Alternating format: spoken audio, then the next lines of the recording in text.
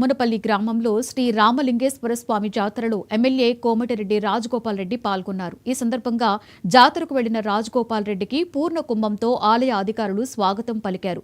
స్వామికి పూజలు చేసిన అనంతరం వేద మంత్రాల మధ్య స్వామివారి రథాన్ని లాగి రథోత్సవ కార్యక్రమాన్ని ప్రారంభించారు.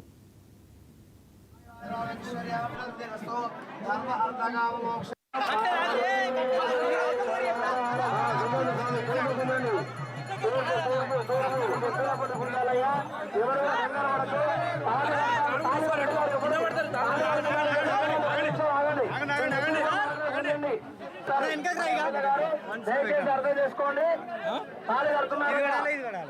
పిల్లలు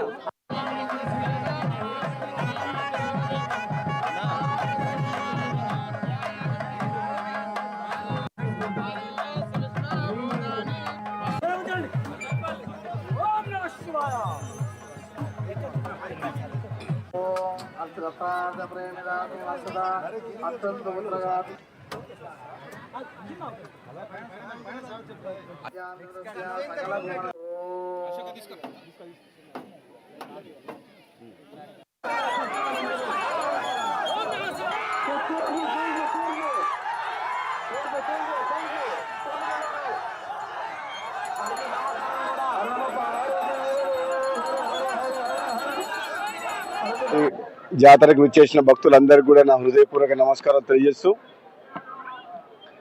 ఈ రామలింగేశ్వర స్వామి జాతర ఈ చుట్టుపక్కల ప్రాంత ప్రజలందరికీ ఎంతో భక్తితో ప్రతి సంవత్సరం కూడా పెద్ద ఎత్తున జరుపుకుంటారు.